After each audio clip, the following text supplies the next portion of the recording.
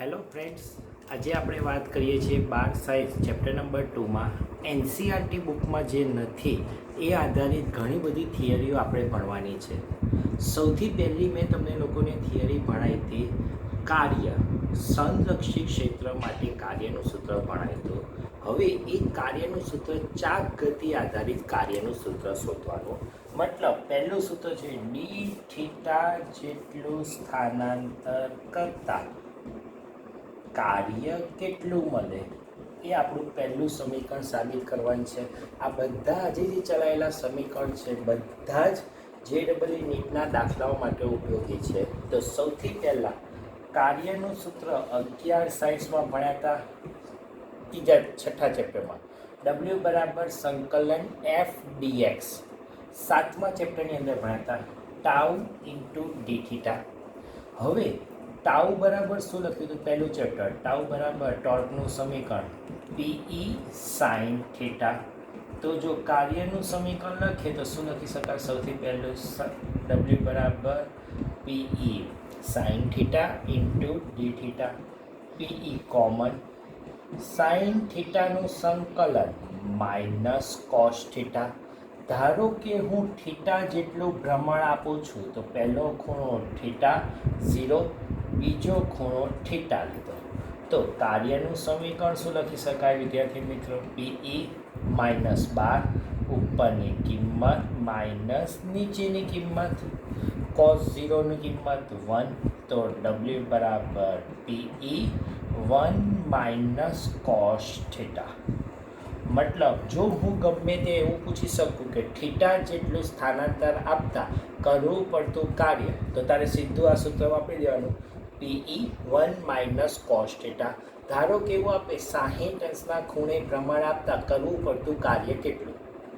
Theta 60 cos 60 મૂકી દો, સમીકરણ આવી જાય. તો હવે વિદ્યાર્થી મિત્રો એવો પણ ક્વેશ્ચન થાય, સાહેબ 30 થી 60 અંશના ખૂણે પ્રમાણ આપતા કાર્ય કેટલું? તો જો થીટા 1 બરાબર થીટા થી થીટા 2 ભ્રમણ માટે હું કાર્યની વાત કરું તો W બરાબર PE cos theta 1 - cos theta 2 થાય. મતલબ સૌથી પહેલો ટોપિક પૂછાય ડી થીટા જેટલું સ્થાનાંતર પૂછતા કાર્ય કેટલું થાય. બંને સમીકરણ આધારિત દાખલા મેં તમને રકમ કીધી. અહીંયા ખાલી એમ આપી 60 અંશના ખૂણે અને અહીંયા 30 થી 60 કે 30 થી 50 ગમે તે ખૂણા આપ્યા હોય, બે ખૂણા આપ્યા તો અહીંયા કાર્ય મૂકો તો સ્થાનાંતર મળી જાય. આપણો પહેલો ટોપિક બારનો હતો. હવે ટોપિક નંબર 2, આપણે એવું કીધું હતું ગોળા માટે વિદ્યુત સ્થિતિમાનનું સમીકરણ ભણાવ્યું હતું. હવે ધારો કે ગોળા છે, ગોળામાં પૃષ્ઠ ઘનતા આપેલી હોય, સિગ્મા હોય, તો વિદ્યુત સ્થિતિમાનનું સમીકરણ કેટલું થાય? હવે વિદ્યાર્થી મિત્રો આપણે ગોળામાં પૃષ્ઠ અને બંનેને ભેગા કરતા વિદ્યુત સ્થિતિમાન કેટલું થાય? તો આ ટાઈપના જેટલા દાખલા છે એમાં સૌથી પહેલો દાખલો આ ટાઈપ સમજીએ. ધારો કે આ એક ગોળો છે, ગોળાના કેન્દ્ર O, આટલી ગોળાની ત્રિજ્યા R છે. આ આખી સપાટી પર પૃષ્ઠ ઘનતા સિગ્મા લીધેલી છે. તો સૌથી પહેલા વિદ્યુત સ્થિતિમાનનું સમીકરણ કીધું તો ગોળા માટે વિદ્યુત સ્થિતિમાન પૂછો તો V બરાબર શું લખતા હતા? K Q/R. અંદરના ભાગમાં પણ વિદ્યુત સ્થિતિમાન સપાટી જેટલું અચળ હોય છે. અચળ મતલબ એનું એ જ અચળ થઈ ગયું.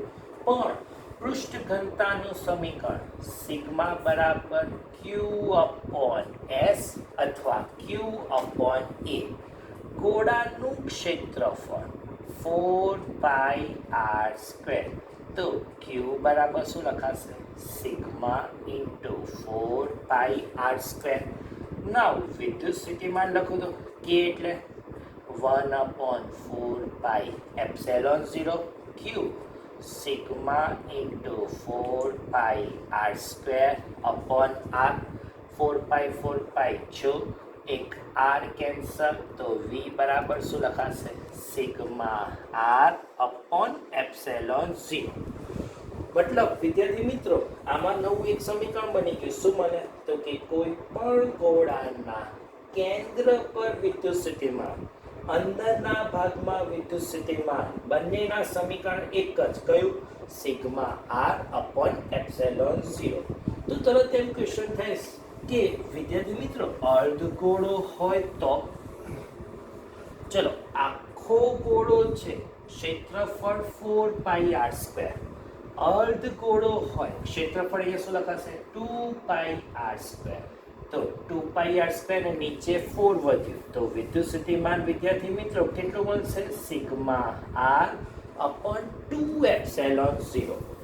લાસ્ટ ટાઈમ આપણે વિદ્યાર્થી મિત્રો આવો ચાપ વાળું શીખવાડ્યું તો વિદ્યુત ક્ષેત્ર શોધવાનું.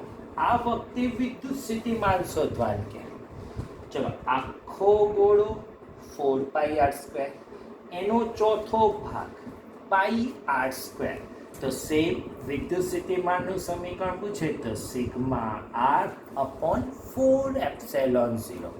અને 3 પરિમાણ સુધીનો ગોળો, આ રીતનો ગોળો, એક વર્તુળ πr², બીજું વર્તુળ πr², ત્રીજું વર્તુળ πr², મતલબ ક્ષેત્રફળ 3πr².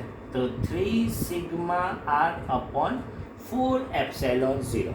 તો વિદ્યાર્થી મિત્રો આ ટાઈપના કોઈ પણ દાખલા પૂછાય એના સીધી કિંમતો મૂકવાની હોય કે આખો ગોળો હોય સિગ્મા આર અપોન એપ્સિલોન 0, અર્ધ ગોળો હોય સિગ્મા આર અપોન 2 એપ્સિલોન 0, એક વર્તુળ હોય સિગ્મા આર અપોન 4 એપ્સિલોન 0 અને 3 ટુકડા હોય તો 3 સિગ્મા આર અપોન 4 એપ્સિલોન 0.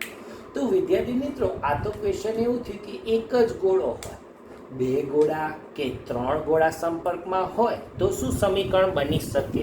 તો હવે આપણા નવો ટોપિક એવો છે 3 ગોળા લઉં છું. આ એક ગોળો, આની ત્રિજ્યા a છે, આ બીજો ગોળો, આની ત્રિજ્યા b છે, અને આ ત્રીજો ગોળો, આની ત્રિજ્યા c છે. પહેલા ગોળાની પૃષ્ઠ ઘનતા સિગ્મા છે, બીજા ગોળાની પૃષ્ઠ ઘનતા માઇનસ સિગ્મા છે અને ત્રીજા ગોળાની પૃષ્ઠ ઘનતા ધારો કે સિગ્મા ધારો. 3 અલગ અલગ ધારીએ છીએ કે જેને કારણે તમને ખ્યાલ આવે વિદ્યાર્થી મિત્રો. તો સૌથી પહેલા એ ગોળાની સપાટી એટલે અહીંયા કહો તો એ આગળ વિદ્યુત સ્થિતિમાન કેટલું મળશે? જો વિદ્યાર્થી મિત્રો એ આગળ વિદ્યુત સ્થિતિમાન શોધવું છે, હું તને એક સ્ટેપમાં આન્સર લાવી શકીશ. આમાં કઈ રીતે? આખો ગોળો અગાઉ મુજબ સિગ્મા આર અપોન એપ્સિલોન 0. તો બોલો એ ત્રિજ્યા સિગ્મા એ અપોન એપ્સિલોન 0 માઇનસ સિગ્મા ત્રિજ્યા સિગ્મા બી અપોન એપ્સિલોન 0 પ્લસ સી ત્રિજ્યા સિગ્મા સી અપોન એપ્સિલોન 0. તો વિદ્યાર્થી મિત્રો વિદ્યુત સ્થિતિમાન કેટલું મળશે? એ આગળ સિગ્મા એ અપોન એપ્સિલોન 0, બી આગળ માઇનસ સિગ્મા બી અપોન એપ્સિલોન 0, સી આગળ plus sigma C upon epsilon 0. તો વિદ્યાર્થી મિત્રો સિગ્મા અપોન એપ્સિલોન 0 શું લખાશે? એ માઇનસ બી પ્લસ સી. મતલબ એ આગળ પૂછે તો આ સમીકરણ થાય છે. હવે તમને લોકોને એમ થાય કે સાહેબ બી આગળ પૂછ્યું હોત તો બી આગળ વિદ્યુત સ્થિતિમાન કેટલું મળે? વિદ્યાર્થી મિત્રો આ થોડુંક વસ્તુ ખાસ સમજવાની છે, આમાં ડિફિકલ્ટી બધાને આવતું હોય છે. બી આગળ વિદ્યુત સ્થિતિમાન, બી એટલે આ સપાટી સુધી. તો એ ગોળો કયા ભાગમાં ગયો? અંદરના ભાગમાં ગયો. તો અંદરના ભાગમાં જાય તો ઓરિજિનલ સમીકરણ શું લખતા હતા? વી બરાબર આપણે લખેલું છે કે ક્યુ એ વિદ્યુત ભાર અંદર કે બહાર હોય અંદરનો જ વિદ્યુત ભાર ગણવો, પણ વિદ્યુત સ્થિતિમાન અંદરના ભાગમાં સપાટી જેટલું હોય, પ્લસ કે બી ગોળો સપાટી પર છે તો કે ક્યુ બી અપોન બી, પ્લસ કે સી ગોળો પણ બહારના ભાગમાં છે તો કે ક્યુ સી અપોન સી. પણ ક્યુ બરાબર આપણે શું લખી લીધું છે? સિગ્મા ઇન્ટુ એ આખો ગોળો 4πr² લખી નાખો. ચલો વિદ્યાર્થી મિત્રો, કોમન શું નીકળશે? કે એટલે 1/4πε0. ક્યુ એ સિગ્મા 4π પહેલા ગોળાની ત્રિજ્યા a²/b. ક્યુ બી પૃષ્ઠ ઘનતા માઇનસ છે, બીજા ગોળાની ત્રિજ્યા b²/b.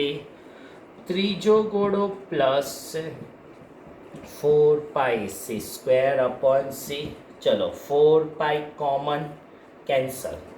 સિગ્મા કોમન, તો σ/ε0. ચલો વિદ્યાર્થી મિત્રો, પહેલા આગળ શું છે? a²/b minus b plus c. તો વિદ્યાર્થી મિત્રો, બી આગળ વિદ્યુત સ્થિતિમાન પૂછ્યું તો કેવું સમીકરણ મળ્યું? એ આગળ પૂછ્યું તો σ/ε0 a minus b plus c. પણ બી આગળ પૂછ્યું તો a²/b. અંદરના ભાગમાં વિદ્યુત ભાર, સપાટીનું અંતર b²/b એટલે b, અને બહારનો ભાગ c²/c. તો આ જ રીતે સી આગળ વિદ્યુત સ્થિતિમાન પૂછશો તો વિદ્યાર્થી મિત્રો, સી આગળ વિદ્યુત સ્થિતિમાન કેટલું મળશે? વીસી કહી દો. વીસી. ચલો સેમ આન્સર બોલો. σ/ε0 a²/c qa/c અંદરનો ભાગ માઇનસ b²/c અને પ્લસ c²/c. તો શું લખી શકાય? સી. તો એક ગોળા કરતાં વધારે ગોળા હોય તો વિદ્યુત સ્થિતિમાન શોધવાની આ ટેકનિક થઈ ગઈ, અને ગોળા માટે વિદ્યુત સ્થિતિમાન પૂરું. હવે પહેલું અડધું ચેપ્ટર કમ્પ્લીટ થઈ ગયું. વિદ્યુત સ્થિતિમાન અને સ્થિતિ ઉર્જા, એમાં આ બે થિયરી તમારા બુકમાં નથી. એના પછી આપણે ટોપિક ચલાવ્યો કેપેસિટર. તો કેપેસિટરને ઘણા બધા ટાઈપના દાખલાઓ આપણે સોલ્વ કરવાના છે. એની પહેલાં એક 11 સાયન્સ અને 12 સાયન્સને ભેગું કરતો દાખલો શીખવાડું છું. બૂંદ અને પરપોટો. ચલો આપણો પહેલો ટોપિક આજનો નવો ભણવાનો છે. શું કહેવામાં આવે છે? બૂંદ અને પરપોટો. 11 સાયન્સમાં વિદ્યાર્થી મિત્રો આપણે એવું કીધું, કોઈ પણ બૂંદ ભેગા થાય કદ અચળ મળે. તો ધારો કે n બૂંદ ભેગા થાય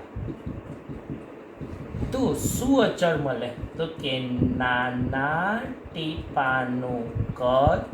એવા કેટલા બૂંદ ભેગા થશે? n બરાબર શું લખાશે? મોટા ટીપાનું કદ. વિદ્યાર્થી મિત્રો, કદનું સમીકરણ 4/3π કેપિટલ r³. નાના ટીપા માટે 4/3π સ્મોલ r³. 4/3π છો કેન્સલ. તો r³ બરાબર શું લખી શકાય? nr³. r બરાબર n⁻⁴ ઇન્ટુ r. તો વિદ્યાર્થી મિત્રો, તમને એવો ક્વેશ્ચન પૂછાય, 8 ટીપા ભેગા કરી મોટું ટીપું બને તો મોટા ટીપાની ત્રિજ્યા કેટલી?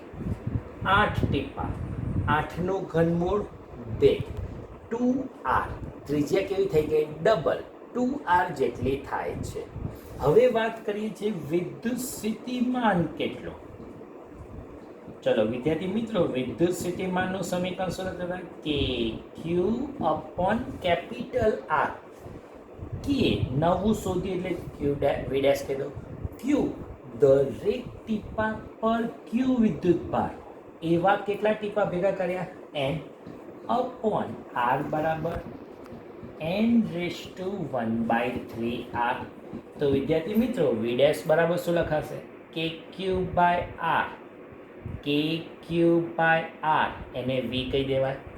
આધાર સરખા, ઘાતોની બાદબાકી 1 - 1/3. વિદ્યાર્થી મિત્રો, 1 - 1/3 શું લખાય? 2/3V. મતલબ હવે મારો ફરીથી એક જ ક્વેશ્ચન, રિપીટ એક જ ક્વેશ્ચન કરીશ. 8 ટીપા ભેગા થઈ મોટું ટીપું બનાવે વિદ્યુત સ્થિતિમાન કેટલું? 8નું ઘનમૂળ 2, 2નો સ્ક્વેર 4, 4 ઘણું થાય. ચલો 64 ટીપા ભેગા કરે તો 64નું ઘનમૂળ 4, એનો સ્ક્વેર 16 ગણું વિદ્યુત સ્થિતિમાન થાય. તો હવે ક્વેશ્ચન એમ થાય વિદ્યાર્થી મિત્રો, આવા કેટલા સ્વરૂપના સમીકરણ આવે? તો કે આપણે ચલાયેલા મૂળભૂત 4 સૂત્રો, બળ, વિદ્યુત ક્ષેત્ર, વિદ્યુત સ્થિતિમાન અને વિદ્યુત સ્થિતિ ઉર્જા, એ જ બધા સમીકરણ આપણે સાબિત કરવાના છે. ચલો તો એના પછી સીધું સ્થિતિ ઉર્જા કહો. તો બોલો, સ્થિતિ ઉર્જાનું સમીકરણ લખ્યું તો યુ બરાબર વી ક્યુ. ચલો વી ડેશની જગ્યાએ n/2/3v, ક્યુની જગ્યાએ nq.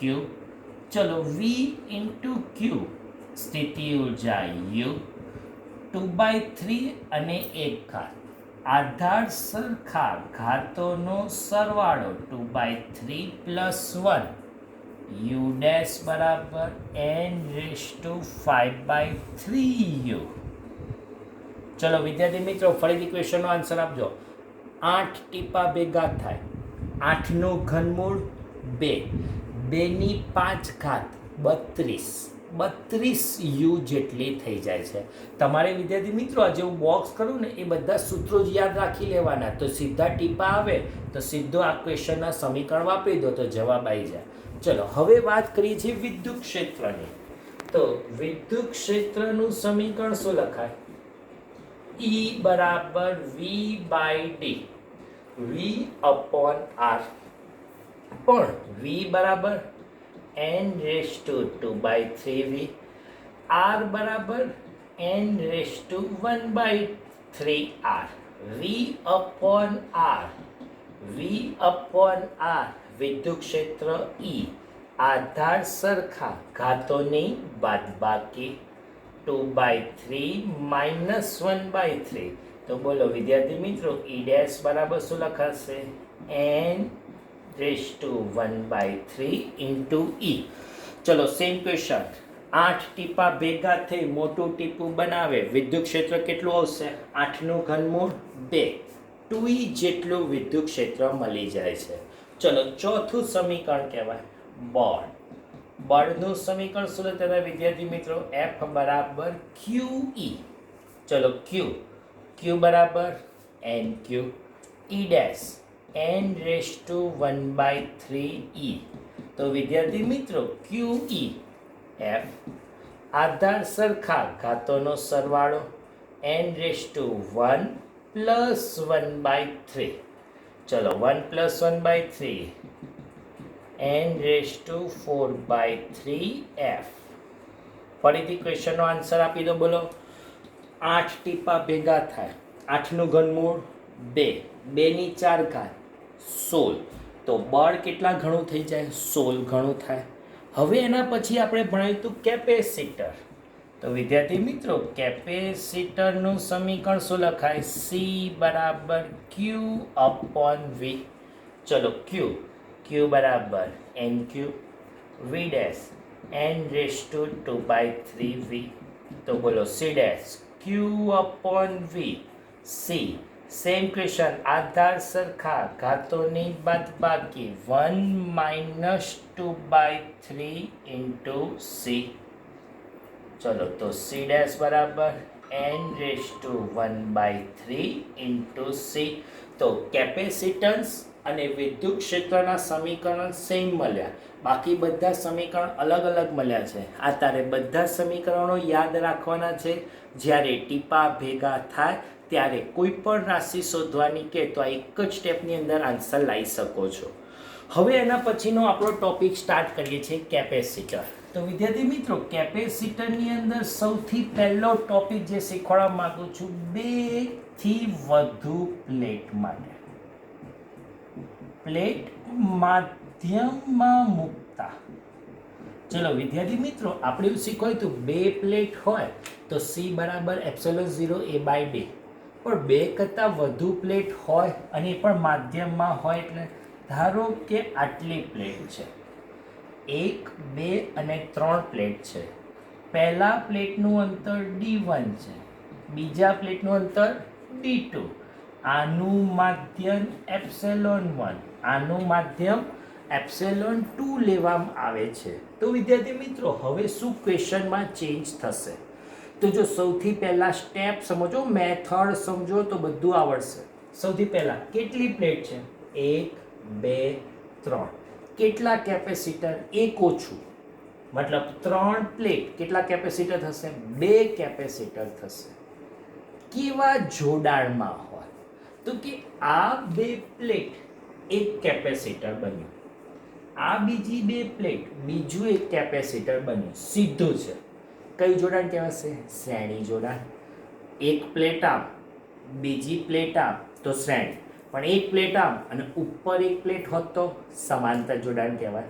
મતલબ આ શ્રેણી જોડાણમાં છે.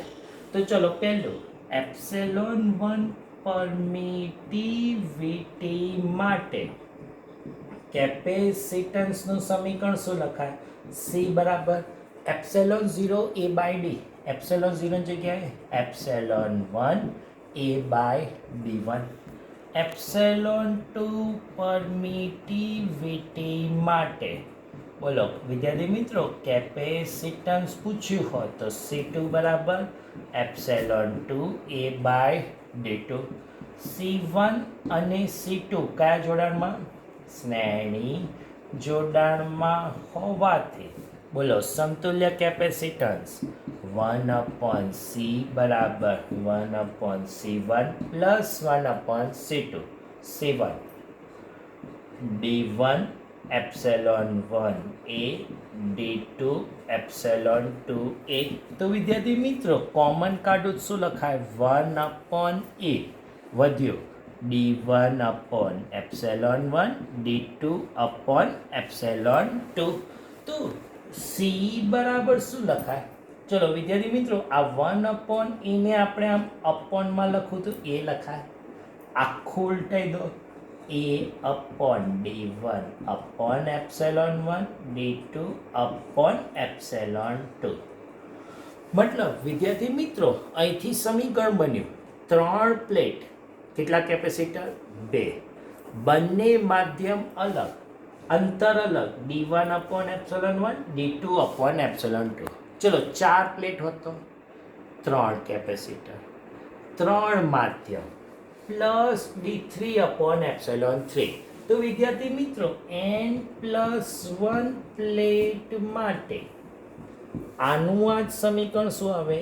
A/D1/ε1 D2/ε2 up to dn/n. આટલું સમતુલ્ય કેપેસિટન્સ મળે છે. તો 2 કરતાં વધુ પ્લેટ હોય તો કેપેસિટન્સમાં શું ફેર પડે માધ્યમમાં મૂકીએ તો એવા ટાઈપના આપણી ચોપડીમાં કોઈ દાખલા કે થિયરી નથી, એટલે એક મસ્ત સમીકરણ બનાવી દીધું. હવે અહીંયા અંતર બદલાતા હોય, માધ્યમ બદલાય તેમ સમીકરણ બદલાતા જશે. તો આજના વિડીયો લેક્ચરની અંદર આટલે સુધી રાખીએ છીએ.